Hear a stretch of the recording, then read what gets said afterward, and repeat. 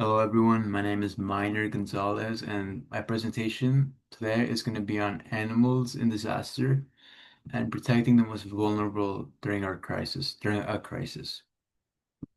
When we think of a disaster response, it typically focuses on saving people, focusing on the property damage that was done.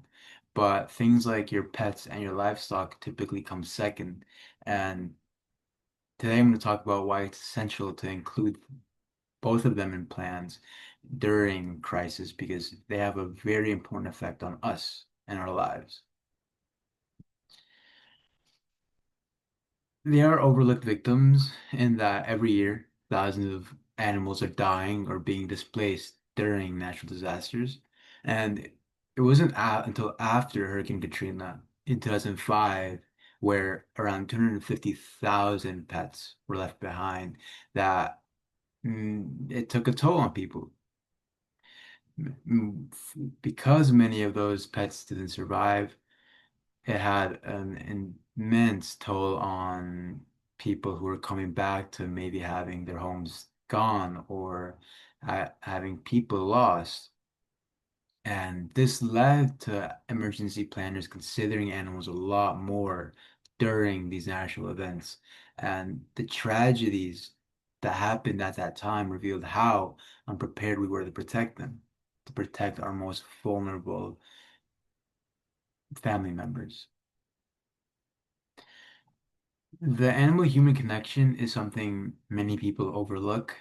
The strong emotional bond that owners have with their pets is real and very much consequential during disasters because studies time and time again have shown that people are less likely to evacuate if they can't bring their pets with them. That not only puts the people at risk, but the pets and animals at further risk. And because of this, it's important for emergency planners now to recognize animals as part of the family unit in during a disaster response.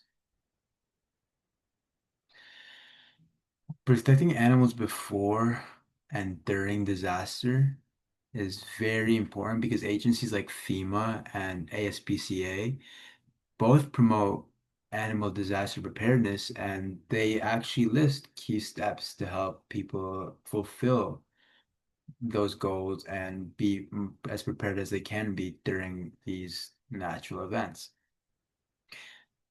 These steps include like having a pet emergency kit with food, water, medication, perhaps a leash, and whatever else the animal might need. And microchipping them your pets is also very important as it can be identified if it's lost.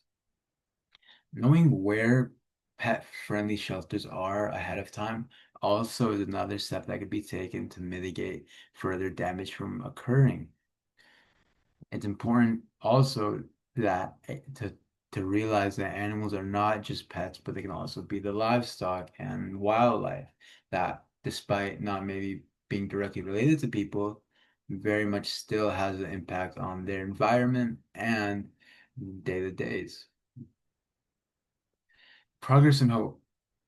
Thanks to the Pets Act 2006, emergency plans must include pets.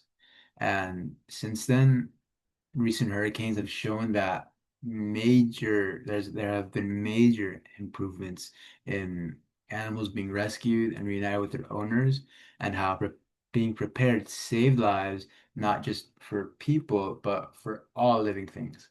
And it's it's an important note to make that saving a pet, being prepared to take them out of the danger is so important to the owner because the loss of that animal may be just as impactful as losing a person. So, in conclusion, disaster response isn't complete unless it includes animals. By planning ahead and taking care of our pets, we can we can prevent the needless suffering of both parties and protect every life possible. There is more that we could be doing to protect those most important in our lives by being prepared and going through these steps as I mentioned. But it's important to remember that anything can happen during a natural disaster. Calamity like Hurricane Katrina can lead to so many different outcomes. It's important to realize just what is important to realize that you might not know what could impact you after. So with that, I conclude my presentation and I hope you have a good rest of your day.